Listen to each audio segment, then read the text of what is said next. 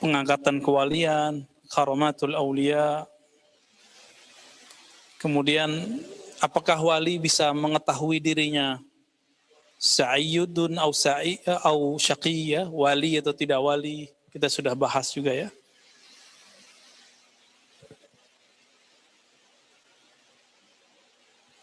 Sekarang kita masuk ke Al-Wali wal Khati'ah, halaman 213.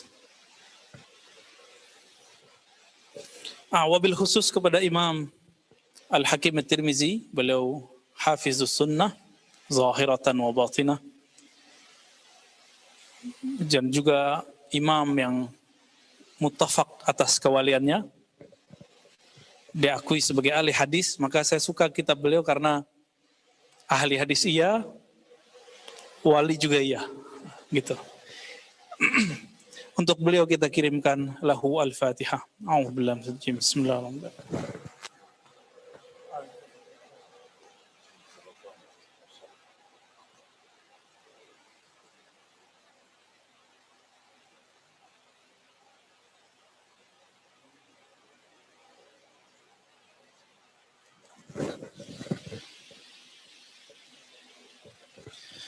Apa perbedaan keyakinan Ahlus Sunnah dan Syiah dalam meyakini kewalian dan keimaman?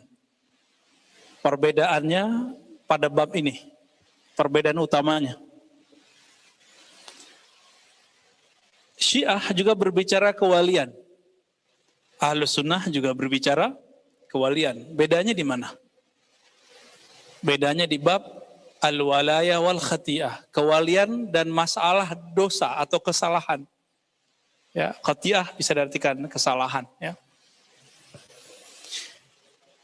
Syiah meyakini para imam ma'sumuna, a'immah ma'sumuna minal khataya, minal khati'ah. Para imam itu terpelihara dari dosa dan kesalahan. Ini yang disebut ismah, ma'sum. Masih ingat konsep itu ya? Bagi kita Ahlus Sunnah wal Jamaah, ya kita boleh beda dong. Ya. Apa perbedaan hakikinya? Kita meyakini yang ma'sum, yang terpelihara ismah cuma Nabi Yuna Muhammad sallallahu alaihi wasallam dan para nabi. Adapun selain Nabi, hatta Abu Bakar, hatta Umar, hatta Utsman, hatta Ali, itu masih bisa salah. Ya. Kalau enggak begitu, mana mungkin terjadi perang antara Aisyah dan Ali? Mana mungkin terjadi perang antara Ali dan Muawiyah? Umar kurang nyaman dengan Ali.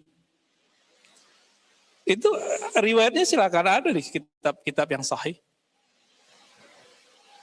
Tapi itu kan urusan pribadi sahabat. Urusan pribadi sahabat tidak boleh dijadikan sebagai persoalan syariat. Gitu, ya. Urusan pribadi ini kemudian dibawa ke ranah politik oleh Syiah, dijadikan sebagai doktrin. Itu perbedaan kita dengan mereka. Ya. Bagi kita sudah ya, apa yang terjadi al-musyajarah bainas sahabah, pertengkaran di kalangan sahabat, itu urusan mereka. Kita meyakini bahwa mereka udul. Apa arti udul? Mereka semuanya baik. Adapun kalau orang baik salah, bisa nggak? Bisa, masa nggak bisa? Kalau sahabat saja bisa salah, apalagi para imam.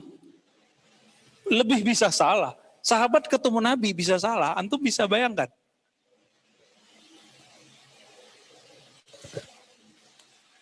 Maka orang yang meyakini mursyidnya maksum tidak salah, ini tidak disadari udah jadi Syiah. Hati-hati loh ya. Di satu bab doang, satu bab. Tanpa dia sadari. Tapi diakui Syiah enggak. Kalau mau jadi Syiah berat urusannya ya. Antum harus memahami Syiah yang mana dulu nih. Syiah Zaidiyah, Syiah Imamiyah, apa Syiah Ghulat. Ini beda loh ya. Dan yang paling lucu dalam perkembangan pemikiran, karena saya mengajarkan aliran-aliran pemikiran dulu selama 7 tahun di kampus UIN, sampai kitab-kitab filsafat kita ikut mengajarkan dulu, sampai Ibnu Sina waktu ngajar S2 di fakultas. Ya. S1 saya ngajar kitab-kitab kalam, Al-Farqu Bainal Firaq, aliran-aliran. Perbedaannya Ahlussunnah apa? Al-Milal wa Nihal, Syarah Fiqhul Akbar. Dulu kita ngajarnya pakai kitab. Enggak main ngoceh-ngoceh doang, enggak. Alhamdulillah Allah bimbing seperti itu. Perbedaannya apa? Perbedaannya yang paling mencolok nanti itu udah bab ismah ini, ya. Al-ismatul a'immah. Jadi, kalau kita ini pasti setiap antum ini punya mursyid. Punya guru. Mursyid artinya apa mursyid? Arsyada yursyidu irsyadan. Mentor rohani, kira-kira begitu. Pembimbing rohani. Punya ya? Kalau kita punya pembimbing rohani, baik adanya di kampung kita, di tempat kita tinggal, atau jauh, antum meyakini dia suci, tidak pernah salah, atau bisa saja salah? Bisa saja salah. Bisa berdosa? Inilah jawaban Imam Junaid. Apakah wali mungkin berdosa besar? Beliau jawab, itu takdir dari Allah. Udah ketetapannya, kalau bukan wali pasti begitu. Kalau bukan nabi pasti bisa kena. Ini perbedaan penting nih, ya. Jangan sampai salah. Maka nanti kalau kita melihat kiai, syekh, mursyid salah dan berdosa, antum bilang apa? Percuma aja nih bertorekot, begitu. Masa mursyid begitu? Hati-hati. Kalau udah ngomong begitu berarti meyakini mursyid suci, hati-hati. Mursyid itu suci cuma hatinya. Fisiknya, nafsiyahnya nggak sama kayak orang biasa. Hatinya Allah jaga. Dengan apa Allah jaga? Dengan pandangan Allah kepadanya. Kenapa Allah selalu memandang kalbu seorang mursyid? Karena kalbu dia setia kepada Allah Subhanahu wa ta'ala. Kalau kita kan kurang setia sama Allah. Setia nggak antum sama Allah? Atau masih meragukan Allah? Setia pertama keyakinan, tasdik namanya. Percaya aja dulu. Yang kedua naik. Apa? Setelah kita percaya, baru naik. Kalau kepercayaannya itu dipupuk baru jadi tauhid. Tauhidnya dipupuk, tauhid kan meyakini bahwa Allah itu benar-benar ada dan esa. Tauhid. Dipupuk terus, baru jadi ma'rifat. Ma'rifat dipupuk terus, baru jadi waliullah. Gitu. Maka standar wali itu dalam kitab-kitab ulama kita dan ajaran-ajaran mereka apa? Orang yang mengenal Allah Subhanahu wa ta'ala. Itu standar yang diajarkan oleh guru-guru kita ya. Guru kita ya dari gurunya, guru itu sampai ke Rasulullah sama. Nah itu perbedaan istilah aja. Jadi kenapa Allah menjaga kolbu para mursyid? Karena dia setia kepada Allah Subhanahu wa ta'ala. Ya, semoga kita dijadikan hamba-hamba yang kolbunya setia. Meskipun setiap hari bermularan dosa, setiap hari kita bisa salah, setiap hari kita bisa keliru, terjebak lagi. Semoga Allah tidak mencabut pandangan rahmatnya dari kita. Amin ya rabbal alamin. Qala al-musannif, qala lahu al-qail, fama halu hadha alladhi tasifuhu bihadhi sifat fi waqti al-maqdur alaihi min al-ma'siyah. Qala haluhu la yusaf. Ya. Jadi ada orang nanya, wali itu kalau sedang maksiat, takdir dia maksiat, itu masih wali enggak gitu? Itu keadaannya apa gitu? Haluhu la yusaf. Halnya tidak disifatkan. Maksudnya, kalau wali bermaksiat, Orang biasa dulu ya. Antum, saya nih, antum maksiat. Kita kan orang biasa. Kita orang biasa bermaksiat, mukmin. Dalam akidah Ahlussunnah disebut mukmin asi. Paling tinggi mukmin fasik. Mukmin yang durhaka, yang fasik. Ya. Marhaban. Sedangkan Mu'tazilah, ini ingat-ingat ya, betapa moderatnya akidah Ahlussunnah. Kenapa saya mempertahankan, dan bagi saya yang rasional memang Ahlussunnah. Tadinya emang sempat tertarik dengan akidah Mu'tazilah. Sampai saya baca kitabnya Al-Qadhi Abdul Jabbar, ya, bolak-balik kita ingat. Saya mau cari mana rasionalitasnya. Ternyata rasionalitasnya cuma satu doang. Al-Qadhi Abdul Jabbar itu satu doang. Menurut ini yang dulu mbah gurunya orang-orang UIN, IAIN se-Indonesia, Prof. Harun Nasution.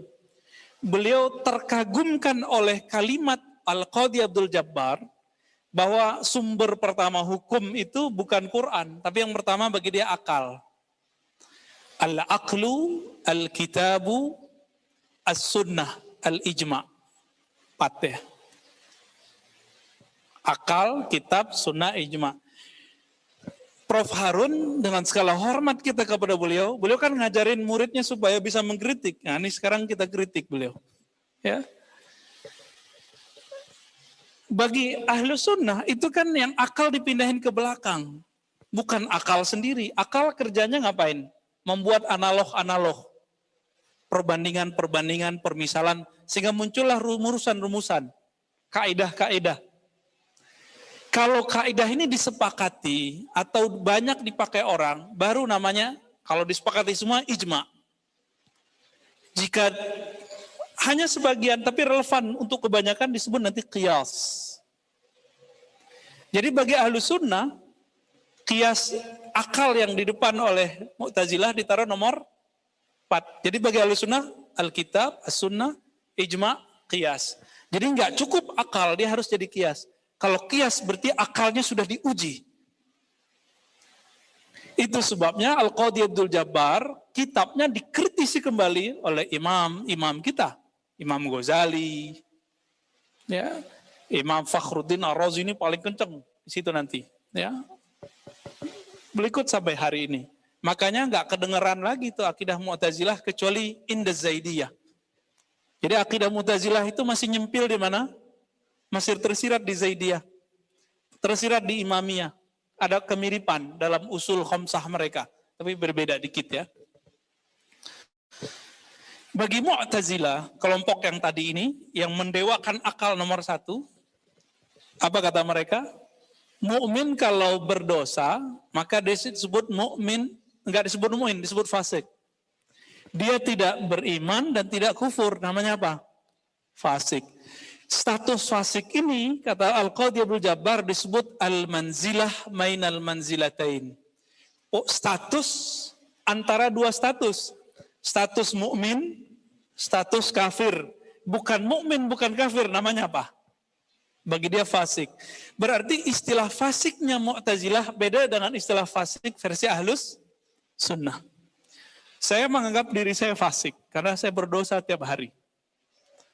Tapi, apakah saya menganggap diri saya kafir? Kan enggak. Maka Mu'tazilah menyebutkan orang yang meninggal dalam keadaan berdosa, mukmin. Maka nanti kalau masuk ke akhirat, kemana perginya? Bukan di sorga, bukan di neraka. Bukan begitu. Itu pemahaman yang salah. Tanda enggak baca kitab Mu'tazilah. Cuma sayangnya hampir di semua UIN, IAIN, bahkan di kampus-kampus Timur Tengah yang dipahami seperti itu. Ada tempat antara surga dan neraka. Itu khata' jali. Buka aja kitab dia. Kitab dia sudah ada PDF-nya kok. Kita sudah cetak juga ya. Terakhir, anak-anak akidah filsafat saya bacain ini. 1 semester. Sebelum saya bilang ke mereka, habis ini saya mau pindah. Mereka bingung mau pindah kemana Pak? Ya nggak jauh-jauh, dekat-dekat sini juga. Kan pindah kampus saja ya. Apa yang tertulis dalam kitab Al-Qadhi Abdul Jabbar Al-Mu'tazili, anehnya dia mazhabnya Syafi'i loh secara fikih. Apa kata dia?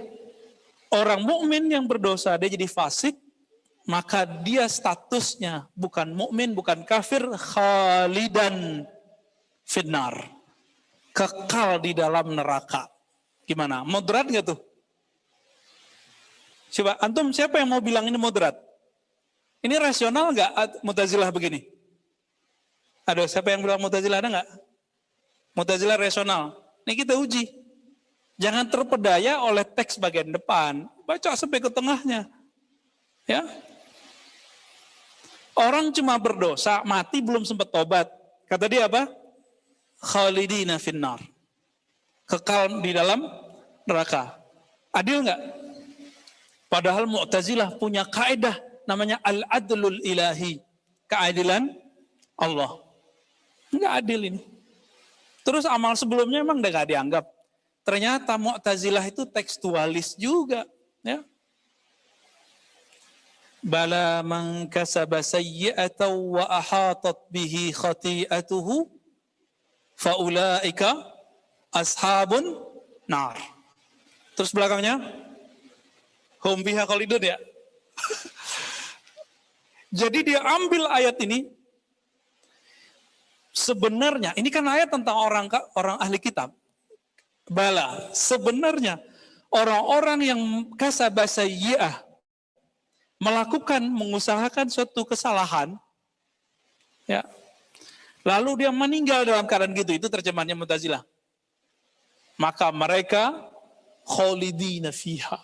Hum fiha khalidun bagaimana ayatnya? Tolong ditasih. Hum fiha khalidun. Ya, siapa tahu karena ayatnya mirip-mirip kan, bisa jadi kita salah. Ya? Mereka di dalamnya neraka khalidun.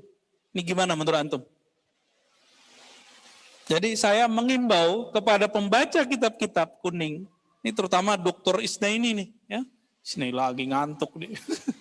Atau lagi meresap-resap ini. Antum yang jago-jago baca kitab nih, yang ngajar di kampus, tolong dicek lagi. Katanya apa ihya'ul ilm, menghidupkan ilmu, tapi ternyata teks ininya nggak dibaca kan. Kalau nggak paham diskusi sama yang paham, jangan dibiarin aja ke apa al-akhta al-muqalladah, kesalahan yang ditaklidi. Udah salah orang taklid.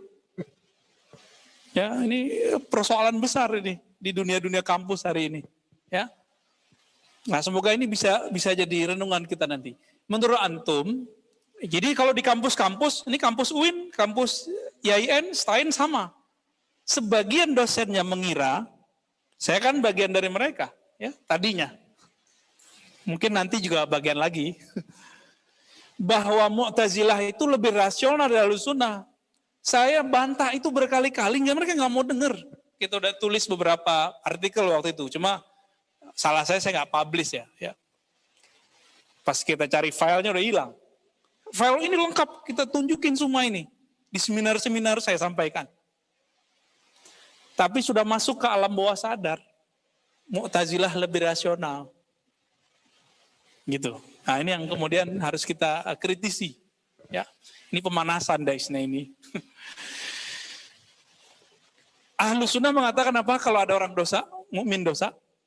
Mu'minun fasikun. Orang ini masih beriman, tapi disebut fasik.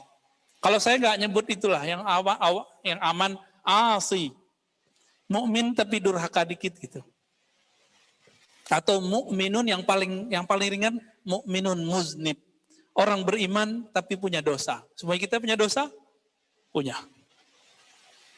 Nah, kita masuk semua itu. Nah, ini versi Ahlussunnah. Maka dalam akidah Ahlussunnah, orang kalau salah, belum sempat tobat, masih ada harapan dia masuk surga setelah dikasih syafaat Rasulullah Sallallahu Alaihi Wasallam. Taib. Wa kaifa la yusaf?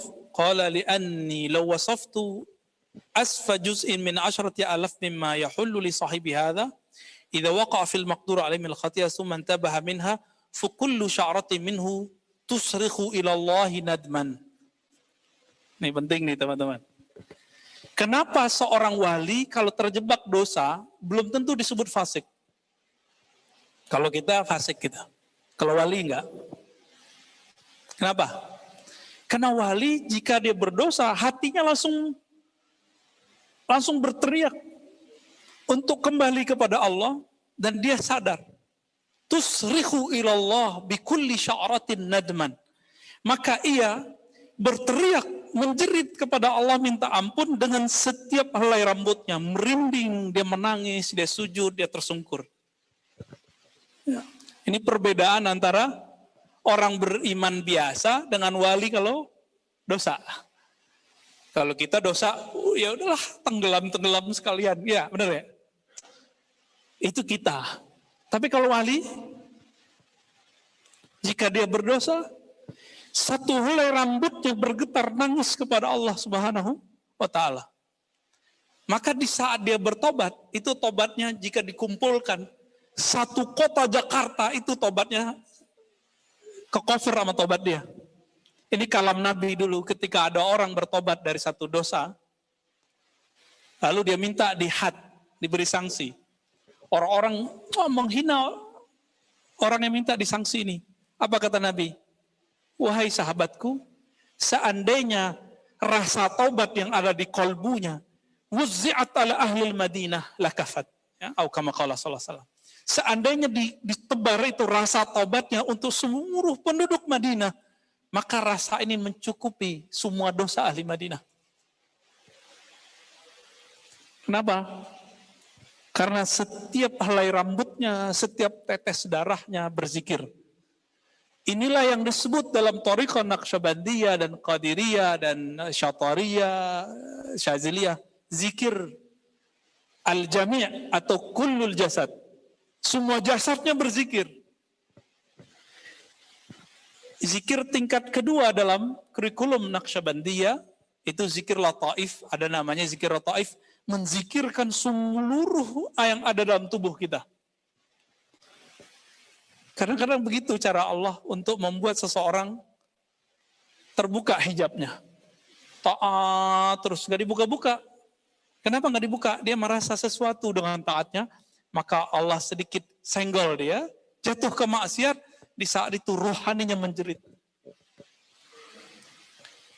Fakullu sya'ratin minhu tusrihu ilallahi nadman. Seluruh bulu romanya berteriak kepada Allah meminta ampun, menyesal.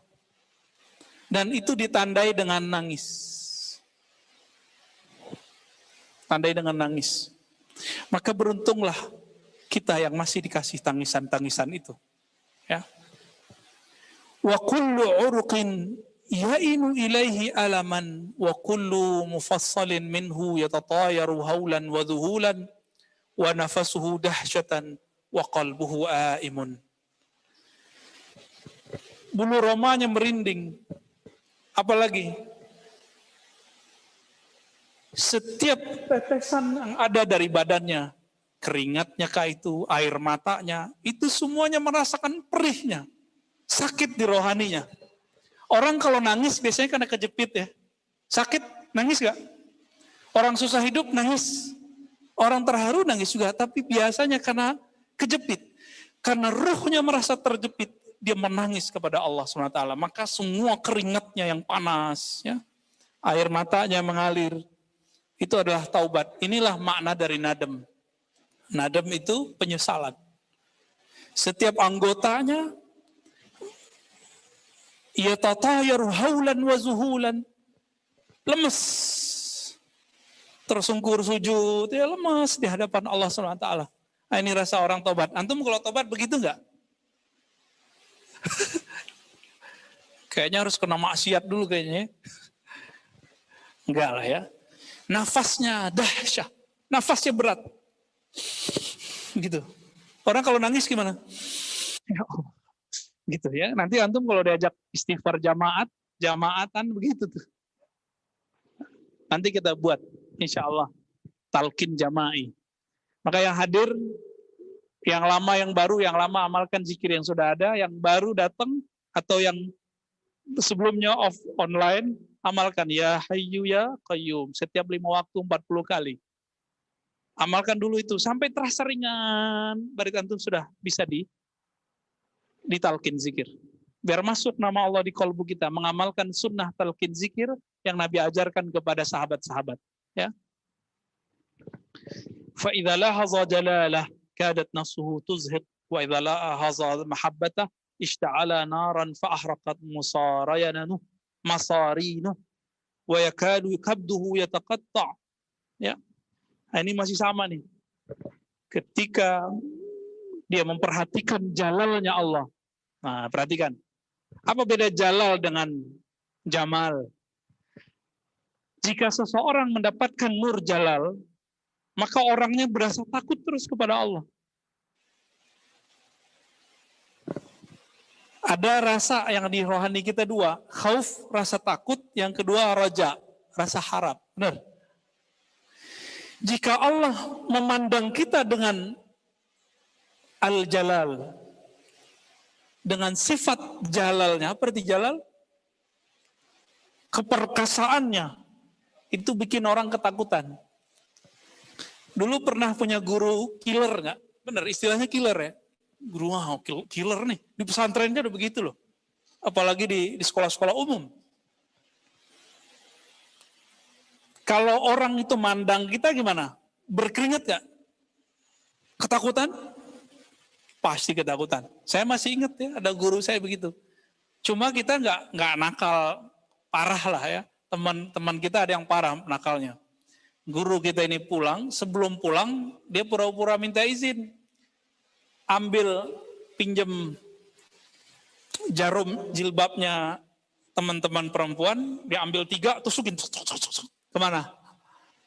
Ke roda kebannya motor sang guru. Jadi setiap datang itu seminggu ada 3 kali lah dia dorong. Itu saya kasihan. Kalau berarti jalal dia muakkad, mahdud. Jalalnya guru-guru galak, itu wibawanya cuma kalau dia marah. Tapi jalalnya Allah setiap saat. Tapi hati kita buta ya, kita nggak ngerasa. Satu kali Umar tidak memandang jalal Nabi, yang dipandang jamalnya Nabi. Terlalu berlebihan ngomongnya. Akhirnya beliau tobat. Ada sahabat yang pertanyaannya nggak penting-penting. Wahai Rasulullah, siapa nama bapak saya? Nanya nasab. Ntar ada lagi, wahai Rasulullah, nama bapak saya siapa? Akhirnya Umar mengatakan, Astaghfirullah, asyhadu an la ilaha illallah, natubu ilallah. Begitu. Jadi Umar negur mereka dengan cara tobat. Kenapa? Umar saat itu melihat Nabi gelisah. Muncullah jalalnya Nabi. Biasanya Nabi kan pakai jamal. Pakai mahabbah menghadapi sahabat. Tapi kan Nabi manusia. Ya. Jika jalal Allah yang terpandang dalam diri, maka orang akan ketakutan. Nangis juga. Jika jamalnya Allah, mahabbah Allah yang terlihat, nangis juga. Tapi rasanya apa yang muncul? Harap. Ya. Walaka'anna masa'ib ad-dunya kullaha tarakamat ala sadri la yatma'innu ila syai'in hatta yakuna Allah huwa alladhi yarhamu fayarifuhu anhu dhalik fayarfa'uhu anhu dhalik. Ya. Kalau seorang yang tadi wali itu tobat, lalu dia merasakan tadi jalal dan jamal, rasa takut dan harap, maka saat itu hatinya bergejolak, dia hanya berharap saat itu Allah lah yang akan menyelamatkan dan mengangkat semua kesedihannya. Itu sebabnya Sayyidina Umar 40 hari 40 malam, enggak tidur malamnya, enggak berbuka siangnya. Dia puasa tiap hari. Cuma karena merasa menyinggung Rasulullah. Cuma nyinggung Nabi aja begitu. Ya. Itu Umar. Kita nyinggung Allah, nyinggung Rasulullah tiap hari ya. Ada yang tobat 40 hari gak? Gak ada ya. Wajar iman kita gak sampai kepada derajat Sayyidina Umar.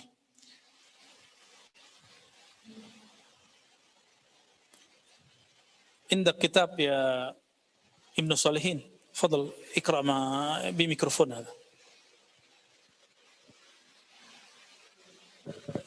لا كلاهما. Ya, silakan. Panji bin Salihin.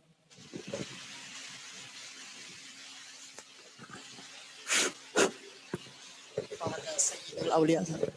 Fahada Sayyid. Wala yazal.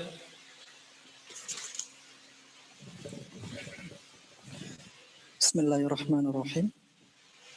Wala yazalu hadha kayyan ala qalbihi famata yazulu anhu atharu dhalikal kay kullama nadhara ila athari hadzal kay fadat abaratuhu wij'an wa hayaan hatta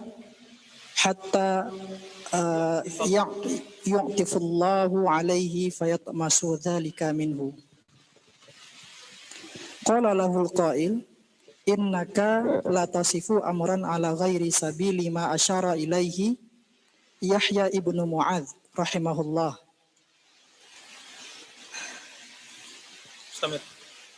Qala rahimahullah. Qala rahimahullah Yahya ibnu Mu'adz qad arafta ma kana Yahya min hadzal amri kana Yahya Qad araftu ma kana Yahya min hadzal amr kana Yahya rajulan min awliya'illah mimman lahu haddun fi hadzal amr walakin Allah azza wa jalla fataha lahu fil ghaibi min mulkil jamali wa mulkil bahjati makrunin bimulkil jamali fakana iyyahu yulahidhu wa anhu yantiku wa kadzalika syuyukh alladhi sahibahu. Nah. Ya, dulu ada seorang imam namanya Yahya ibn Mu'adz ar-Razi. Yahya ibn Mu'adz ar-Razi inilah yang mengatakan man arafa nafsahu faqad arafa rabbahu. Tapi beliau nggak bilang ini dari siapa. Berkembanglah kalam itu sampai ke zaman Ibn Arabi. Ibn Arabi kemudian bingung. Beliau ahli hadis juga. Sebagian gurunya ahli hadis mengatakan ini hadis. Sebagian gurunya mengatakan ini bukan hadis. Maka beliau teliti betul secara ilmu hadis ini bukan hadis Nabi. Tapi seorang Ibn Arabi punya metode kedua. Dia bertanya langsung secara rohani kepada Nabi. Bermimpilah beliau ketemu Nabi, lalu bertanya. Karena Nabi mengatakan, man ra'ani fil manam faqad ra'ani.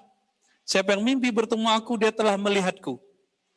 Jadi antum kalau ngotot nggak mau belajar tasawuf, nggak akan pernah paham bab ini. Begitu aja terus. Sibuk dengan lembaran-lembaran yang tertulis. Yang penulisnya sudah wafat semua. Udah wafat kan? Imam Hakim Tirmidzi udah wafat. Bukhari udah wafat. Muslim udah wafat semua. Ahli hadis yang paling suka mengeksplor mimpinya itu imam pengarang Mu'jam. Al-Imam Al-Hafiz At-Tabarani. Itu paling sering ngomong tentang mimpi. Tapi itu difikskan nanti oleh Ibn Arabi, dan Ibn Arabi kemudian mengemukakan ada cara mengetahui hadis ini secara hakikat berasal dari siapa. Apa kata Nabi dalam mimpinya dia? Ini kalamku. Maka adab rohaninya seorang wali seperti Ibn Arabi tetap mengatakan ini hadis. Tapi adab seorang ahli hadis, dia mengatakan ini bukan hadis. Sudah gitu. Jadi jaga-jaga adab masing-masing aja. Kenapa? Ini dua hal yang berbeda. Ahli hadis hanya meneliti yang tampak. Yang nggak tampak itu bukan urusan ahli hadis. Maka antum jangan tanya tasawuf ke ahli hadis yang nggak mengerti tasawuf. Bisa-bisa dia menzindikkan tasawuf. Itu problemnya selama ini.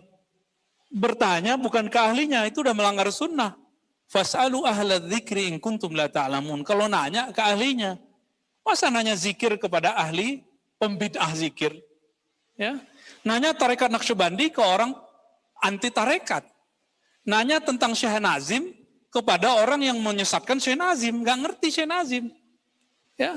Dulu saya lebih dari 10 tahun mengatakan Syekh Nazim itu musyrik dan kafir. Ya, lama kan? Karena terpengaruh fatwa Syekh Abdullah Al-Harari. Belum ahli hadis. Karena kemampuan ilmu hadisnya lebih dominan dari kemampuan tasawufnya, beliau nulis risalah dan risalahnya disempurnakan oleh murid-muridnya. Walhasil, murid-murid Syekh Abdullah Harari, rahmatullah alaih, ya, mengatakan Syekh Abdullah Faiz, gurunya Syekh Nazim, itu zindiq, fasik. Sanadnya terputus. Lagi saya cek, sanadnya nggak terputus kok. Kita cek juga kalam mana yang dianggap bagian dari kefasikan. Ternyata itu potong-potongan yang tidak sahih. Gitu ya. Atau pemahaman si yang menuduh zindik ini, dia nggak paham. Dan antum perlu tahu, yang menuduh zindik bukan orang Wahabi Salafi. Syekh Abdullah Harari, dia juga bertorikot, dia mursyid torikot Rifaiyah. Dan ahli hadis. Di Indonesia, beliau punya pengikut, nama organisasinya Syahama. Saya dulu sekitar 1,5 tahun sampai 2 tahun ngaji kepada murid-murid Syekh Abdullah Harari, Syekh Salim, ya, Syekh Khalil, ada juga ustadz-ustadznya di sini. Ya, jasa mereka menyelamatkan saya dari liberalisme lah, sama Syiah ya. Dulu sempat tergoda-goda kan dikit-dikit. Nah, ketemu mereka ini, tapi saya tambah ragu, masa akidah Asy'ariyah begini? 2006 Allah takdirkan saya bertemu Maulana Syekh Hasan Hitu, Muhammad Hasan Hitu, hafizahullah, masih hidup, Asy-Syafi'i Al-Asy'ari. Beliau guru juga dari guru kami, Kiai Haji Ali Mustafa Yaqub. Beliau ngambil juga ke situ. 2006, 2007, 2008 kita talaki akidah Ahlussunnah, usul fikih dan fikih kepada beliau. Alhamdulillahirabbil alamin. Ya. Sampai beliau kemudian buat Jamiah Syafi'iyah di Cianjur. Ada yang dari Cianjur kan nih? Ada yang pernah ke sana? Pernah ada ini? Oh, kayaknya harus ke sana. Itu para asatisnya 90% kayaknya dari Suriah. Ya. Syafi'i, Hafiz Quran mereka ya. Hafal Matan Zubat itu mereka pada hafal. Kayak kiai kita, syekh kita dulu. Ada yang pakal qiraah sab'ah, wah Masya Allah, dahsyat-dahsyat ya.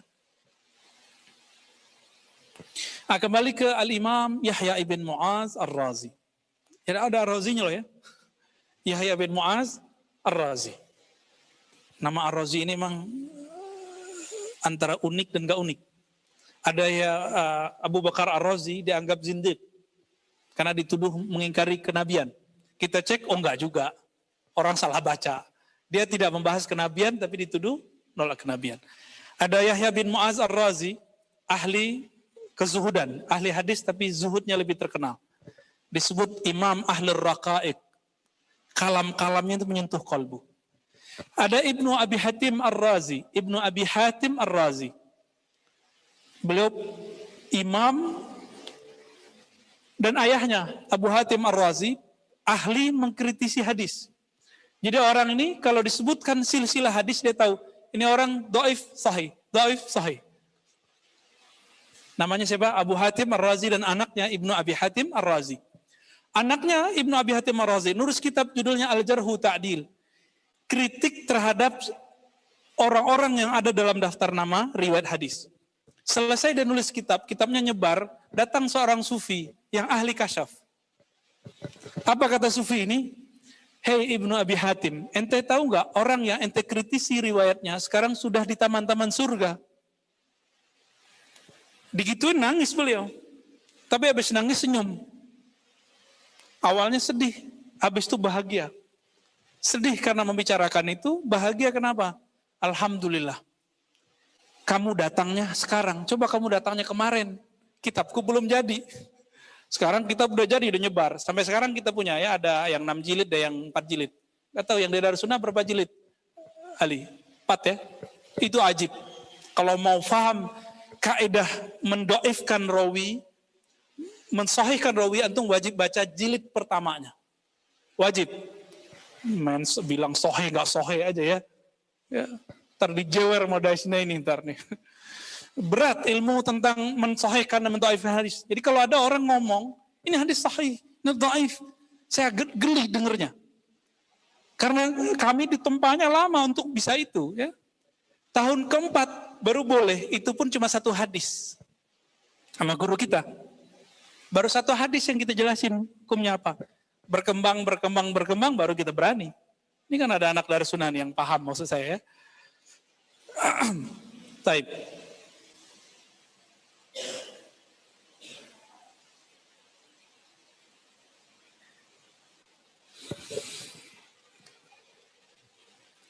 Penjelasan ini berbeda mazhab dengan Imam Yahya bin Mu'az Ar-Razi. Jadi Imam pengarang kitab ini menjelaskan ahwal wali ketika maksiat itu berbeda dengan Yahya bin Mu'az Ar-Razi. Bagi Yahya bin Mu'az Ar-Razi, wali nggak seperti ini. Maka dibantah oleh seseorang. Apa kata beliau? Kata orang ini, innaka la tasifu amran ala ghari sabilil ladzi asyara ilaihi Yahya bin Mu'az Ar-Razi. Kamu kok menjelaskan wali dan masalah dosa berbeda dengan Yahya? Apa jawaban muallif Imam Al-Hakim At-Tirmizi? Rahimallahu Yahya. Semoga Allah merahmati Imam Yahya. Qad araftu makana Yahya min hadzal amr. Saya tahu makomnya Yahya. Oh, wali ketemu wali kan? Wali ngomentarin wali, ini begini nih. Wa kana Yahya rajulan min auliyaillah. Wali bukan nih yang ngomong. Menurut imam ini, Yahya bin Mu'az Ar-Razi adalah wali Allah. Oke? La ya'riful wali illa al-wali. Enggak kenal wali kecuali wali. Beliau wali enggak nih? Al-Hakim At-Tirmizi, wali ya. Al-Kutub beliau. Yahya bin Mu'az juga pernah jadi Al-Kutub ya. Kutub minal awliya. Walakin Allah azza wa jalla fatalahu fil ghaib min mulkil jamal wa mulkil bahjah markrunun bi mulkil jamal fakana iyahu yulahiz wa anu yantiq wa kadzalika syuyukh. Jadi makomnya Yahya kata beliau kok beda. Jadi ternyata Yahya ibn Mu'az Ar-Razi ini dibaca makomnya oleh Imam Hakim Tirmizi. Apa makomnya beliau? Orang ini telah Allah masukkan ke kerajaan jamalnya Allah. Ini alam Jabarut loh ya. Wa bahjah wa mulkil bahjah makrunun bi mulkil jamal. Ya. Kerajaan kewibawaannya Allah yang diiringi dengan kerajaan keindahan Allah. Maka dari situlah dia berbicara. Dari situlah sumber ilmunya. Jadi beliau kalau ngomong itu ngambilnya dari sono. Jadi teman-teman kalau sekarang tuh kayak gini. Kita kalau mendownload sesuatu artikel itu dari situs-situs tertentu ya. Ada servernya. Server itu anggaplah itu perpustakaan online. Oke? Atau situsnya dianggap sebagai perpustakaan online. Ini analog. Kalau antum tahu cara buka handphone, tahu kosakata kata kunci keyword untuk masuk, bisa bahasa Arab maka akan keluar teks bahasa Arab. Bisa bahasa Inggris keluar teks bahasa Inggris. Kalau bisanya cuma bahasa Indonesia, ya keluarnya cuma bahasa Indonesia, paling nyempil-nyempil dikit bahasa Inggris. Sama, wali juga begitu. Wali ketika mau mendownload ilmu dari alam Jabarut mirip-mirip begitu. Ada kaifiatnya, ada keywordnya, ada torikohnya, ada jalan masuknya, ada pulsanya, dicas juga, ada handphonenya juga. Ya, jadi sekarang tuh paling gampang untuk menjelaskan kok wali bisa tahu tanpa belajar. Ini laduni namanya. Kok bisa? Karena dia punya handphone di dalam kolbunya. Smartphone-nya itu terlalu cerdas. Ya, antum mungkin masih RAM-nya RAM 3 gitu ya. Kalau dia RAM-nya udah 10. Kita belum ngerti, udah baca. Kira-kira begitu. Sekarang kan yang paling tinggi berapa? 6, 8 RAM-nya? Nggak tahu ya? Gaptek semua nih. Sama saya juga ya. Sahibu hadzal mahal ya. Al-unsu ghalibun ala qalbi. Jadi Imam Yahya ini merasakan mahabbahnya Allah itu lebih tinggi. Orang kalau sudah mahabbahnya tinggi, maka muncul namanya, orang kalau udah cinta, mesra nggak? Mesra itu bahasa Arabnya unsiyah. Maka ada sahabat yang sangat bisa bermanja dengan Nabi, yaitu Anas bin Malik. Namanya udah Anas ya. Anas, termasuk Anis, itu pecahan dari itu. Tapi nggak tahu kalau Anis Jakarta ya. Kita doakan semoga Allah bantu semuanya. Ya, amin ya rabbal alamin. Al-unsu ghalibun ala qalbi. Kemesraan bersama Allah itu meliputi kolbunya. Wal ma'nus munbasit wa yukhrijuhu in bisatuhu ila al-idlal fa illam ya'simhu Allah wa yu'iduhu saqad. Li'anna al-jamal yuzibuhu fa yufqiduh. Wal bahjatu tujishu fa turmi bihi مثله كمثل قدر فيها من كل شيء من العطايب ومن تحتها لهب النار فإذا اشتد غليان القدر جاش بما فيها فرمت بأطايبه ودسمه وفي هذا المقام يسكم القول ومن أراد الله به خيرا قدمه من ملك الجمال إلى ملك الجلال إلى ملك الكبرياء إلى ملك الهيبة حتى يقدمه إلى ملك الملك إلى ملك الفردانية. Dulu masih ingat, mungkin kajiannya masih ada yang direcord, 10 hijab wali, masih ingat ya? Silakan dicari di kajian ribat. Ya, itu masih ada. 10 itu bukan tartib. 10 itu bisa aja orang masuk dari tengah, bisa dari kiri, bisa dari bawah, bisa dari atas. Jika seorang seperti Imam Yahya bin Mu'adz Ar-Razi, maka dia mulai masuknya dari mana gitu. Dia mulainya masuknya tadi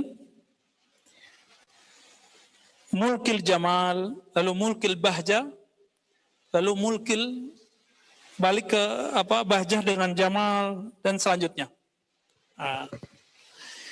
Tapi beliau mengatakannya fi hadzal maqam yuskimul qaul. Kalau orang sudah sampai di maqam ini, maka kata-kata akan keluh. Kadang-kadang kata-kata nggak tepat.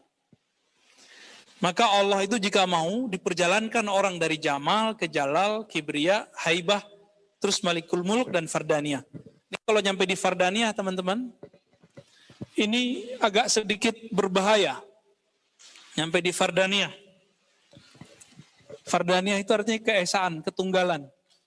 Orang kalau sampai ke ketunggalan, tapi akalnya nggak Allah jaga, yang terjadi seperti Hallaj dan Syekh Siti Jenar. Maka muncullah fardan, itu kan artinya apa? Itu ketunggalan. Di saat itu seorang hamba tidak memandang dirinya. Saat itu yang terlihat cuma Allah. Maka si hamba ngomong anallah. Bahaya nggak? Bahaya ya. Kenapa? Akalnya nggak dibalikin saat itu. Ini yang disebut sakar, dia mabuk dalam wahdaniyatullah, keesaan Allah. Dia masih hamba enggak? Masih, tapi dia merasa diperjalankan ke sana. Tapi dia tetap hamba. Inilah teguran Ibnu Arabi mengatakan, al-abdu abdun, war-rabbu rabbun. Hamba ya hamba, Tuhan ya Tuhan, Allah ya Allah. Walaupun sudah begitu, Syekh Siti Jenar Hallaj jadi Allah enggak? Enggak. Tetap tidak menjadi hamba Allah. Ya. Itu sebabnya secara al-adab al-Muhammadi, Syekh Siti Jenar Hallaj itu kena. Apa buktinya? Di zaman hidupnya mereka sudah diadili. Apalagi di alam barzah. Ya, ada pengadilan loh di alam barzah. Ditanyain tuh, kenapa ente ngomong anallah, aku Allah gitu. Kenapa dia ngomong begitu? Nanti dia bisa jawab. Jawaban dia nanti akan diselesaikan. Karena mereka berbicara sesuai dengan makom yang Allah berikan. Sedangkan orang-orang nyeleneh sekarang ngomongnya asal-asalan. Ya, zat aku, zat Allah. Itu dia lagi sadar ngomong begitu, nggak boleh. Ya. itu baru tazandaqa, orang zindik begitu. Ya, mulhid. Lanjut Panji Ibnu Shalihin.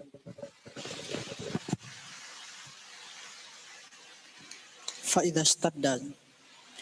Ya. Faidha fahayhati ayakhtura dhalikal kalamu bibalil muqaddam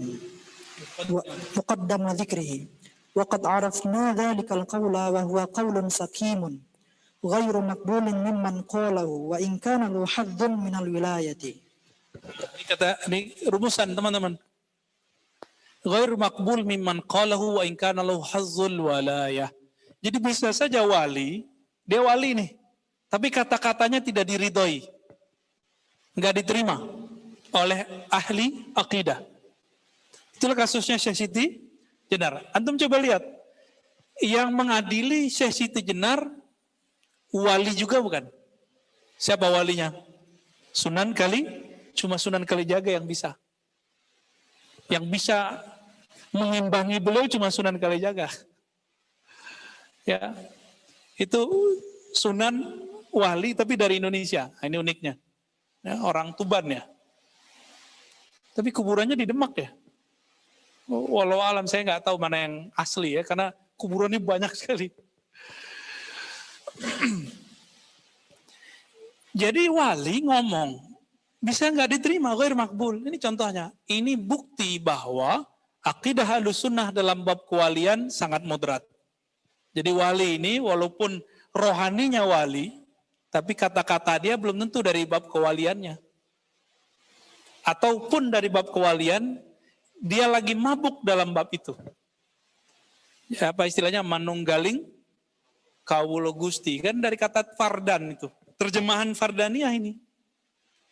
Terjemahan dari itu. Ya. Lanjut.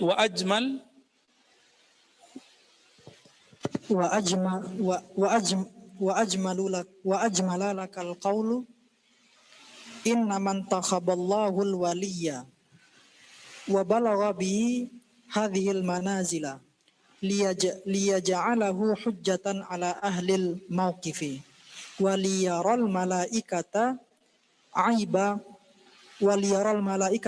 qawlihim. A'udzu billahi minasyaitonir rajim. Ataj'alu fiha may yufsidu fiha wa yasfikud dima. Lima qala inni ja'ilun fil ardi khalifah. Inni a'lamu ma la ta'lamun.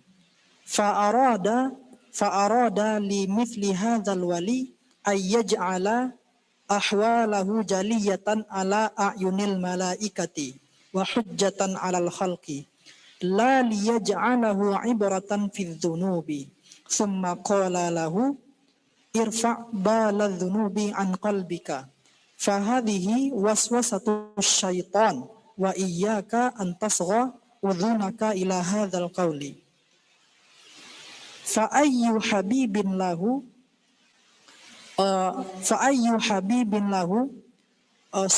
sadaqal mahabbah fi qalbika wa anta tajhadu nafsaka ala mukhalafatihi fa in badat minka jafwatun la taskhu nafsuka an tastakirra hatta tu'tibahu wa mithlu hadha yuqliluka fi adamiyyin wa kaifa tatahanna bi ta'amin aw bi syarabin qabla an tu'tibal karimal jalil fa innahu law lam yurfa' dhalika dzikral ma'siyah an qalbika bi lutfi rahmatihi ba'da hinin wa ba'din mahtarakta fi hubbihi fa kaifa tajidul qarara. Ya, baik. Kenapa wali harus terjadi pada dirinya maksiat, enggak terjaga dari dosa? Apa jawaban beliau tadi? Supaya menjadi ibrah untuk para malaikat. Tapi ini pertanyaan juga. Allah kan ngomong, wahai para malaikat, inni ja'ilun fil ardi khalifah. Wahai malaikat, aku ingin menjadikan di bumi khalifah. Apa jawaban malaikat? Ataja'alu fiha may yufsidu fiha wa yasfikut dima. Ya Rabb, kenapa engkau menciptakan di bumi, menjadikan di bumi khalifah yang merusak di bumi, yang menumpahkan darah? Pertanyaannya, malaikat berarti udah lihat dong. Gimana? Itulah sebabnya ada muncul teori Adam sebelum Adam. Tapi itu diperdebatkan ya. Wallahu alam. Jadi malaikat sudah lihat. Ada manusia suka bunuh-bunuhan. Kalau di bumi ngerusak. Yang ngomong siapa? Malaikat. Malaikat gak mungkin dia tahu kalau dia gak lihat. Gak mungkin cuma ngelihat di takdir. Bab takdir gak mungkin.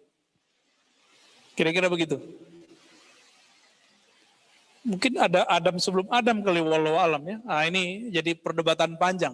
Nah, saya tidak mau masuk ke sana, tapi Imam Ibnu Katsir pernah menyinggung itu dalam tafsir Ibnu Katsir. Bahkan Ibnu Qayyim, sahabat dan juga seniornya, pernah membicarakan sorga yang bukan sorga. Manusia yang sebelum manusia ini. Ya, dalam kitab Hadil Arwah sebagiannya. Wallahu alam. Maka teman-teman yang melakukan Allah, fa'arad al-mithli hadzal wali yaj'al ahwaluhu jaliyatan ala a'yunil malaikah.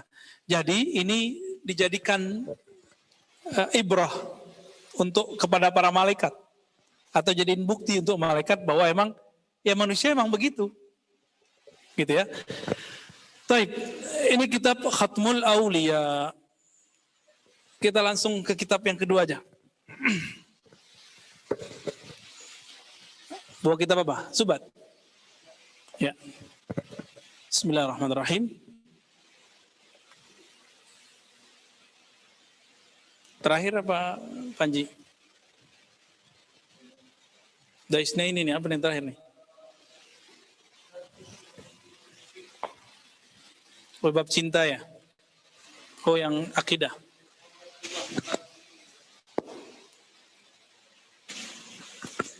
Oh, jadi sebelumnya kita membahas, teman-teman,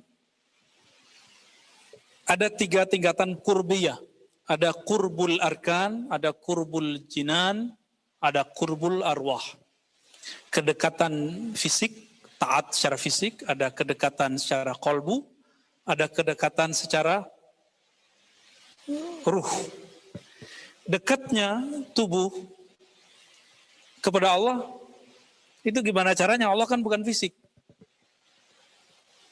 Maka kedekatan fisik itu maksudnya taat. Lalu kita suka di rumah-rumah yang menjadi simbol dari syiarnya Allah. Suka ke masjid, suka taklim. Nah, itu antum lagi mendekatkan diri dengan arkan. Dan yang hadir hari ini pertanda kalau kurbul arkannya sudah lolos. Masalahnya sekarang kurbul kolbu. Jinan pajanan. Ya.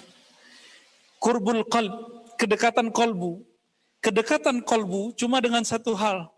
Ala bidzikrillah tatmainnul qulub. Hanya dengan menyebut nama Allah. Kalau nama Allah sudah masuk ke dalam kolbu, maka otomatis sifat-sifat buruk akan berkurang. Bukan berarti dia suci. Nah, orang ini kalau dia istiqomah, dia jadi wali. Inilah wali yang disebut wali umum. Jadi wali itu kalau sudah bertahta nama Allah di kalbunya. Kenapa dia jadi wali? Wali artinya kekasih. Antum seneng nggak sama orang yang di hatinya senang sama kita? Di hatinya kayaknya mengeluh-elukan kita. Kita senang secara nafsiyah. Walillahil masalul a'la, ya. Analog prioritas. Allah lebih sempurna dari itu. Allah ketika pandang, yang dipandang kan kolbu. Gak dipandang, antum bisa baca kitab, gak dipandang. Makanya gak bisa baca kitab, gak usah sedih. Ya, antum kesini, fisik sudah oke. Sekarang kolbunya. Kolbunya apa niat kesini? Mau sakti? Salah alamat. Ya, saya gak ngajarin kesaktian. Ya. Mau ngapain? Mau debat? Udah lewat ya, masa debat saya udah lewat. Kecuali antum datang 5 tahun lalu, Saya ladenin. Sehari semalam juga kita ladenin kalau debat. Mau debat kitab aja boleh, mau adu apa boleh. Tapi itu, sekarang saya malu kalau ingat kalau saya suka debat. Kalau ada yang nantang, kadang-kadang terpancing juga. Terpancing juga. Ya. Kita debat itu bukan masalah benar dan salah. Orang debat itu masalah diberani aja berargumentasi. Maka jangan percaya kebenaran ada dalam perdebatan, nggak ada. Wallahi, nggak ada kebenaran dalam perdebatan. Saya nggak ketemu. Yang ada apa? Saya ini debat sama Daisne ini, dokter nih ya. Dilihat sama orang lain. Mau kalah nggak? Nggak mau kalah lah. Yang ngeles kalau nggak bisa jawab ngeles. Saya akan ngeles. Jaga image dong. Ya kan?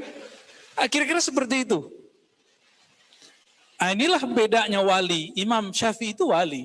Apa kata beliau? Jika aku debat, aku berharap ada kebenaran muncul dari lawanku, lalu aku ambil. Nah, kalau sudah begitu antum debat, ayo datang sinilah ya. Kita akan ambil nanti ilmunya antum. Tapi kalau enggak usah. Ya.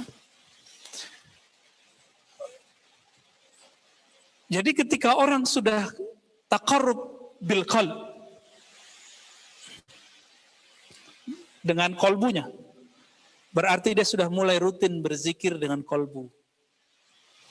Ya, maka sebelum masuk ke zikir talqin, antum zikir dulu ya hayu ya qayyum. Sampai itu udah ringan, udah enak, lapor. Ya, boleh lapor nanti ke Sidi Musa, ya, boleh ke Ustadz Panji, boleh ke siapa nanti, ke teman-teman ribat. Nanti kita bimbing talqin, kita ambil tabarruk, ngambil sanad zikrullah dari Rasulullah SAW dengan sanad yang masih ada sampai hari ini. Ya, masih ada. Sholat aja kita pelajari dari guru. Masa zikir kolbu nggak diambil dari guru? Hebat amat ente. Ya, hebat sekali sekarang orang-orang yang mengatakan saya nggak perlu guru, saya cukup kitab. Yang pakai kitab dia ada gurunya. Jadi di kampus kita nih dulu ada yang ngomong Imam Ghazali nggak ada guru. Berarti dia kan nggak baca kitabnya. Imam Ghazali di hampir semua kitabnya mengatakan dia berguru, kecuali kitab filsafat, dia nggak ada gurunya. Jadi dia tidak berguru dalam satu bab, yaitu babul falsafah. Ya. Dan kedekatan yang ketiga itu birruh. Ruh itu kedekatannya adalah zauqul ma'arif. Jadi beda zauqul asma dengan zauqul ma'arif itu beda. Kedekatan kolbu menyebut nama Allah. Sebut nama Allah enak. Biasanya guru-guru tarekat tertentu sudah ngasih ijazah muridnya. Padahal belum itu. Ya, dia harus sampai ke babul ma'rifah. Kedekatan ruh.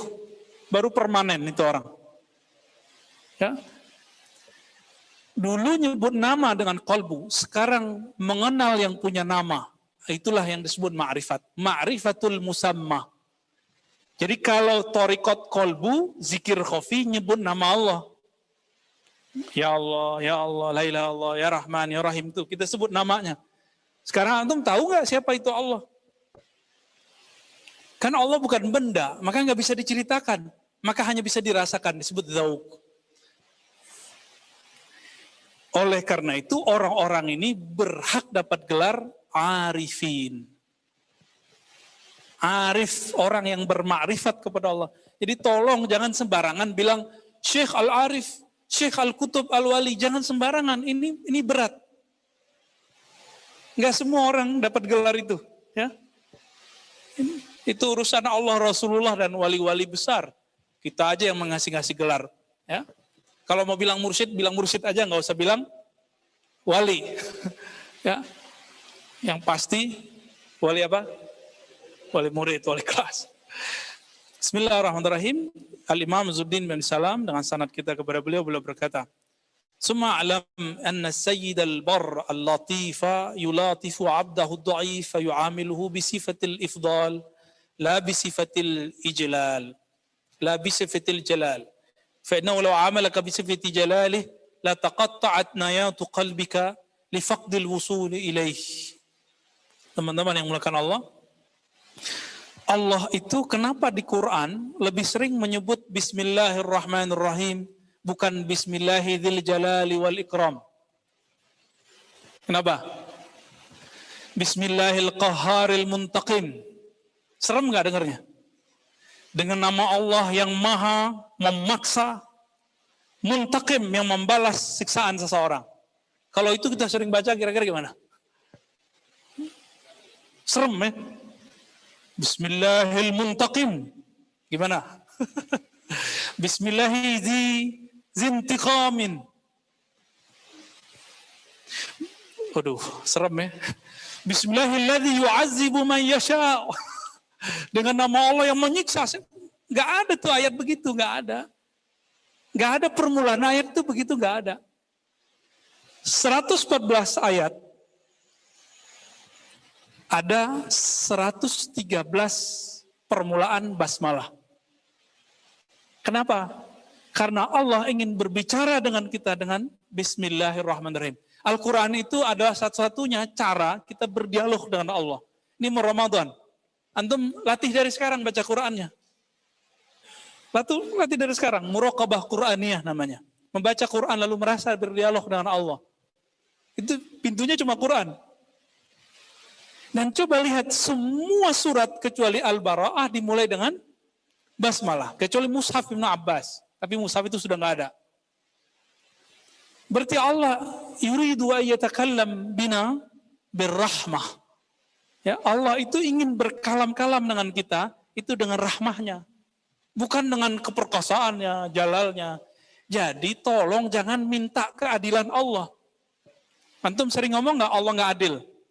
Ya, itu kafir langsung. Ini pernah ngomong nih, kita syahadatin langsung di rumah. Ya. Untungnya dokternya dicopot saat itu. Mau dia ngomong asyhadu alla ilaha illallah. Kalau nggak pasti pergi langsung. Ya, alhamdulillah. Kenapa? Kalau Allah ingin berbuat adil, coba antum hitung. Setiap 1 detik, berapa nikmat Allah kita terima dari ujung rambut sampai ujung kaki. Ada gerak jantung yang tak terhingga. Coba tanya bapak-bapaknya, kakek-kakeknya yang sudah pasang ring. 1 ring berapa harganya? Tanya aja. Berapa, Pak? Ada 100-an juta. Ada yang lebih ya. Wallahi ya, kalau kita minta keadilan Allah Subhanahu wa taala mampus. Itulah maksudnya Nabi mengatakan kamu masuk surga dengan rahmat Allah, bukan dengan masuk surga. Di surga itu orang masuk surga jazaa'an bima kanu ya'malun. Balasan terhadap apa yang mereka lakukan. Allah menyebut kita beramal, padahal amal itu Allah yang ngasih. Nah, itu rahman namanya. Orang azan, la haula wala quwata illa billah, ya kan? Tapi Allah kasih hadiah. Qad aflahal mu'minun alladzina hum fi salatihim khashi'un. Orang beriman beruntung. Apa beruntungnya? Mereka di dalam salat mereka. Allah menyebut salat yang kita katakan tadi, ya Allah, aku tidak sanggup sujud dan ruku kecuali dengan bantuanmu. Sekarang Allah sebut, ini salatmu. Itu pahala yang paling gede, kata Ibnu Athaillah. Jadi pahala paling besar bukan antum nanti dapat bidadari 72. Ya, yang mau dicapai oleh teman-teman teroris itu. Emang masih teman kita ya? Iya, masih teman lah, dia masih syahadat. Cuma sayang, salah faham. Sorga dia sorga seksual. Doang. Mau sih ya. Cuma sorga kan bukan itu doang. Cuma mau mendapatkan surga 72 bidadari, dia bunuh orang. Adil nggak? Itu preman atau wali Allah? Ya? Itu kekasih Allah atau musuh Allah? Aneh, ya, aneh. Kok ajaran itu bisa diterima oleh orang berakal gitu? Lahum qulubun la ya'qiluna biha. Itu yang disebut punya akal, punya kolbu nggak mikir. Ya, nauzubillah min dzalik. Dan yang bisa menghadang itu teman-teman cuma ajaran tasawuf. Makanya tasawuf ini mau dihancurkan oleh mereka. Mereka masuklah dan diperalatlah satu kelompok-kelompok yang menzindikkan ajaran tasawuf. Dan itu dikatakan oleh Muhammad bin Salman. Apa kata Muhammad bin Salman? Salafi Wahabi itu adalah senjata mesin perang dinginnya Amerika melawan Rusia. Dia ngomong Muhammad bin Salman, antum lihat sendiri videonya. Kenapa? Karena Amerika tahu mereka sudah jalan ke seluruh wilayah di dunia dan semua mujahid itu adalah sufi. Ada tarekat yang paling terkenal sebagai sufi. Al-Imam Muhammad bin Ali As-Sanusi Al-Idrisi di Libya. Maka raja terakhir kan masih mursyid plus raja. Mujahid fisabilillah. Muhaddis. Anda bisa bayangkan. Raja, ahli hadis, sufi, mursyid. Dulu guru mereka Muhammad ibn Ali As-Sanusi. Beliau, anaknya, turunannya semuanya mursyid. Tapi karena dulu penjajahan Prancis takut sama nama Sanusia, karena itu pergerakan jihad, diganti namanya dengan nama gurunya lagi. Jadi Imam Sanusi, bukan Sanusi pengarang kitab Sanusi Sugro Akidah ya, ini Sanusi yang Libya, yang sufi. Menyebut dengan Thariqah Idrisiyah. Nah itulah yang dipakai sekarang di Indonesia. Ada Thariqah Idrisiyah, itu Thariqah jihad itu tadinya. Di mana? Di Libya.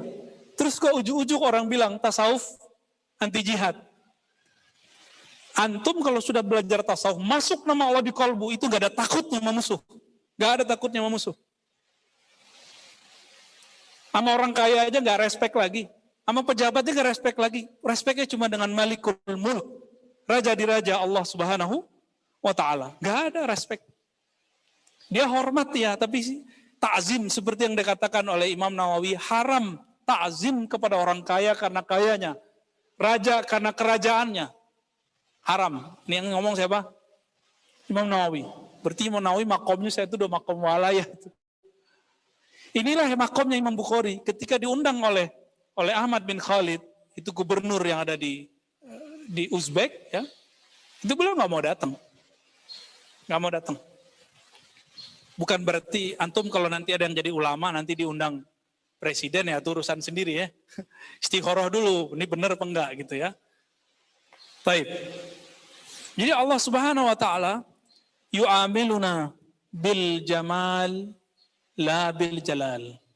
Allah itu lebih banyak berinteraksi dengan kita dengan kasih sayangnya, dengan keindahannya, bukan dengan keperkasaannya. Nah, ini salah satu yang kita syukurkan.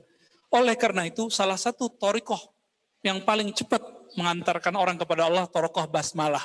Baca bismillah aja kerjaannya. Itu cepat tuh nyampe kepada Allah. Ya. Kenapa?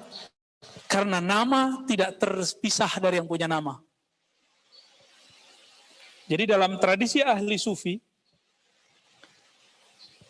al-ismu ainul musamma. Ya. Nama itu yang punya nama ya gak jauh-jauh lah, dia juga. Maka orang yang baca nama Allah di kolbunya, ya Allah kemudian mendekati dia ke kolbunya. Terus antum berani sakiti orang yang kolbunya bersama Allah.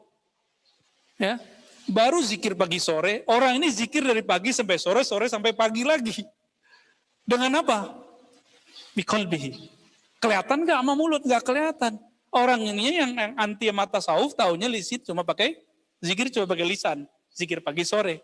Zikir pagi sore mah itu cuma apa ya, batuknya sufi. Sufi kalau batuk ya itu zikir pagi sore, namanya al-wirdul asas, hizbul bahar, wirdul latif. Sama dia dicari lagi kesalahannya. Karena di luar sana ada orang-orang hikmah, bukan hikmah yang tinggi, hikmah rendahan. Menggunakan zikir-zikir sufi untuk kepentingan kebatinan. Hizib bahar, hizib nasar untuk perang dengan perang gaib. Akhirnya apa yang terjadi?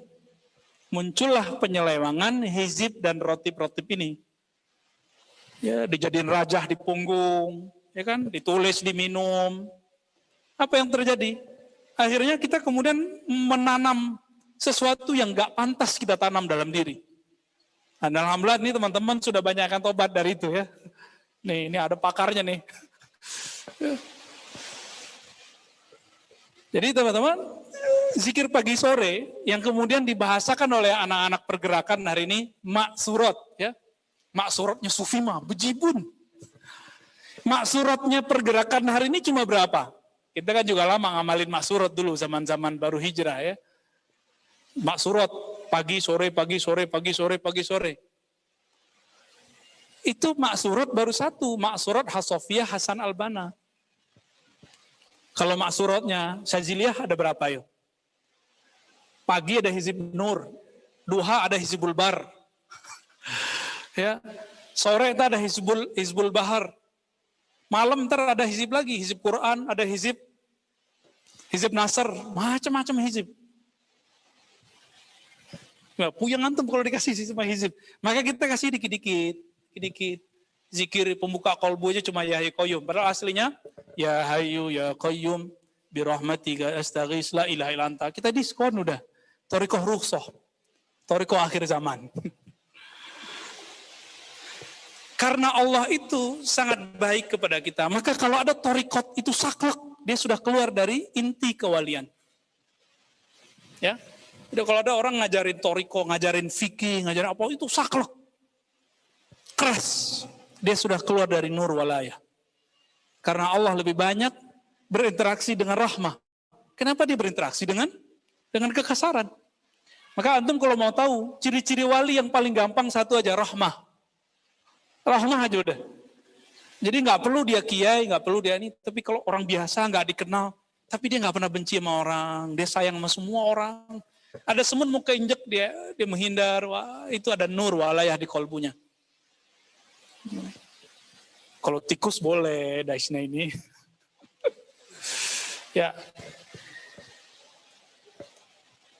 Ya, lanjut. Dikit lagi. Daisnya ini baca. Oke.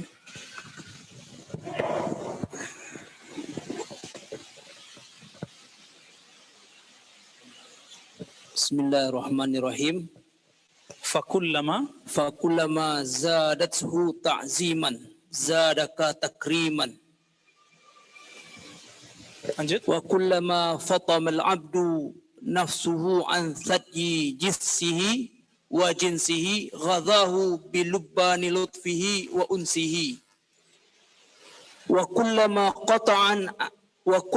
qata'a an bashriyatihi madata bi alufati amadihi bimamadi ma'rufihi.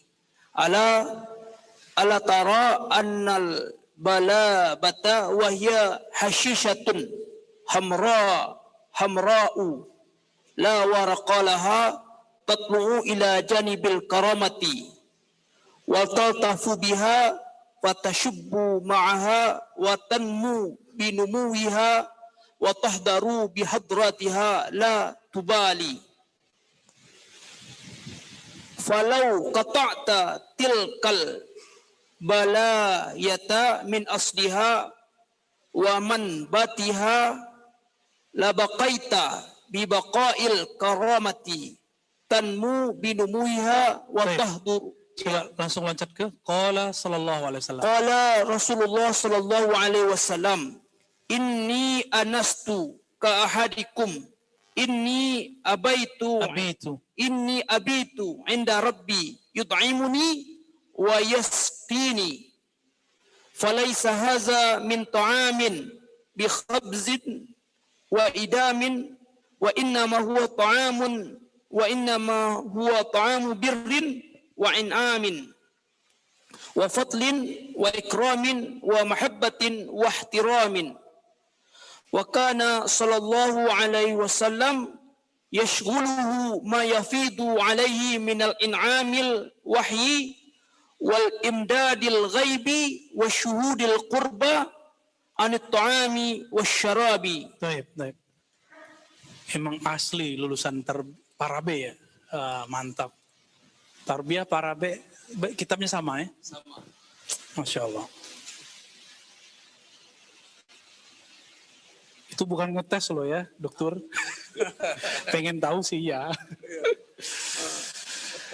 Baik, Rasulullah itu kadang-kadang menampilkan bahwa dirinya itu manusia. Apa kata beliau? Ana basyarun mislukum. Saya manusia seperti kalian. Ini yang dipakai oleh orientalis, amas kebanyakan salafi dan ahlu zahir di kalangan ahli fikih. Ini sama nih, mereka memanusiakan Nabi sangat manusia. Jadi nanti antum kalau baca buku biografi Nabi yang ditulis oleh orientalis itu memanusiakan Nabi tapi orang manusianya super gitu, hebat. Tapi tetap dia manusiakan Nabi. Mereka nggak mengerti dan tidak mau mengerti. Itu masalahnya, nggak mau mengerti bahwa Nabi ini punya ahwal lain. Kan nggak berhenti di ana basyarum mislukum. Kan ada kalimat berikutnya. Yuha ilia. Maka di halaman berikutnya dikatakan apa? Rasulullah itu terkadang menunjukkan bahwa dia seperti manusia. Basyariah. Kadang-kadang beliau menampilkan bahwa dirinya bukan seperti manusia. Ketika para sahabat pada makan, beliau nggak makan. Apa kata beliau? Allah yang telah beri aku makan. At'amani Rabbi wasaqani. Allah lah yang beri aku makan dan beri aku minum. Tuh, tadi makan. Sekarang nggak makan. Tadi bilang saya seperti kalian. Tapi ketika kepepet begitu, Nabi harus menunjukkan sisi lainnya. Masih ingat bani makhluk, bani cahaya, bani nur, bani ruh, bani malaikat, bani insan. Sampai 4 aja ya, bani jin 5. Jazakallah. Bani cahaya ini para nabi. Rasulullah itu cahaya. Maka disebut nur. Maka beliau cukup diberikan saja nurullahnya, dia kenyang udah. Pewaris mereka disebut Bani Ruh. Mereka bukan makhluk fisik. Fisik ini cuma kendaraan mereka hidup di bumi. Maka jika Allah berkehendak suatu saat, maka lebih dominan ruhnya daripada fisiknya. Maka jadilah mereka sampai 309 tahun hidup. Itu Bani Ruh. Siapa itu? Ashabul Kahf. Uzair. 100 tahun. Itu yang bisa bertahan apa? Ruhnya. Jadi antum gak usah khawatir kalau gak makan sebenarnya. Ini kita nakut-nakutin ya. Nanti ketika Dajjal keluar, sebelum Dajjal keluar, seperti Nabi dulu pernah berjuang 3 tahun paceklik, barangkali nanti juga akan 33 tahun paceklik sebelum Dajjal keluar. Wallahu a'lam. Ini kan kita menganalogkan dari sirah Nabi. Seandainya nanti terjadi gimana kira-kira? Maka kita harus kenal ruh kita siapa. Kalau kita nggak kenal ruh ini siapa, nanti mau makan gimana? Bisa antum nanti makan anak sendiri ntar kan? Nggak tahan, ngelihat bayi, kayaknya dagingnya lumayan nih. Nanti bakal banyak orang jadi kanibal selama itu. Selama fitnatul Dajjal itu bakal menjadi puncak. Dan Nabi sudah kabarkan itu. Ini yang saya takutkan. Ya. Maka ma'rifatun nafs, ma'rifatur ruh, lazimun wajibun fardu ainin. Jadi mengenal diri itu bukan sunat lagi teman-teman. Kalau bertorekot, oke lah antum gak usah bertorekot deh. Gak mau torekot Naqsyabandi gak apa-apa. Gak mau torekot Syazili gak apa-apa. Tapi harus kenal ruhnya siapa. Kalau emang itu yang jadi hijab, gak apa-apa. Tapi kenali ruhnya. Ruh itu makannya apa? Enggak, kolbu yang makannya zikir. Ruh makanannya apa? Anta abudallah ka'annaka tarah. Maka sahabat nanya ketika Nabi mengatakan, nanti Dajjal keluar 40 hari, 1 hari sama kayak setahun. Apa kata sahabat? Sahabat gak mikirin makan loh. Antum masih mikirin makan. Apa kata sahabat? Wahai Rasulullah, apakah cukup sholat kami 5 kali atau gimana? Gitu, pertanyaannya gitu. Jadi yang kepikiran oleh mereka adalah makanan rohani. Untuk bisa bermuajahah, berhadap-hadap dengan Allah, itu sholat kan? Anta abudallah ka'annaka tarah. Engkau sholat seakan memandangnya. Yang dipikirkan sahabat itu, kebayang kualitas rohani mereka. Terus antum berani bilang sahabat itu fasik, seperti kelompok-kelompok tertentu ya. Kualat orang begitu. Ya su'ul khotimah antar itu. Jadi kenapa ada orang 309 tahun nggak mati-mati karena ada ruh. Nah, ini ruh musannya. Selama ada ruh di badan, antum nggak makan juga masih hidup. Apakah 6 ya, 6 ashabul kahfi itu ketika bangun mukanya kurus, kan nggak disebutkan? Nggak disebutkan kok. Apakah mukanya kayak tengkorak, kan nggak ada juga. Ada nggak riwayatnya? Malah digambarkan cakep-cakep gitu ya. Makanya Dajjal itu benci sekali dengan Ashabul Kahfi. Masuklah ke ilmu ruqyah. Ilmu ruqyah ini kan ilmu campur majinologi. Akhirnya sekarang orang-orang yang tidak bersanad ruqyahnya itu menjadikan kaligrafi nama Ashabul Kahfi itu sebagai bahan olok-olokan. Dianggap itu sumbernya setan. Yang bilang itu sumber setan, dialah setannya di dalam dirinya. Kan banyak tuh ruqyah-ruqyah sekarang begitu, bener gak? Hati-hati loh ya, kita ngeliat di YouTube dan itu berkembang. Dia pukul-pukul, dihancur-hancurin kaligrafi nama Ashabul Kahfi. Mereka nggak tahu, wali itu namanya udah sakti. Namanya udah mujarab. Apalagi orangnya. Ya. Baik. Udah jam berapa nih? 5? Oke, 6 kurang 5. Mau tanya jawab? Ada? Ada apa enggak?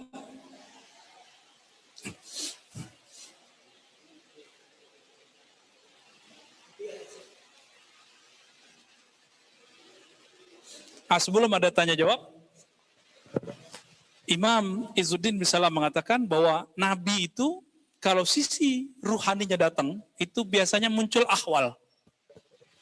Ada keadaan 3. Dan beliau berarti sedang dapat kabar-kabar dari alam Jabarut kah, Malakut kah, dan itu ada 3 jenis. Pertama, al-arwahus salasah ar-ruhul amin, yaitu Jibril. Waruhul kudus, waruhul rumuz. Jadi ternyata Ruhul Kudus itu dalam bab tasawuf berbeda dengan Jibril. Itu dibedakan. Oke, ada. Jadi yang datang ke beliau itu kadang Ruh Al-Amin, ada Ruhul Kudus, ada yang ketiga Ruhul Rumus, rumusan. Ya, wallahu a'lam bishawab. Fadhal.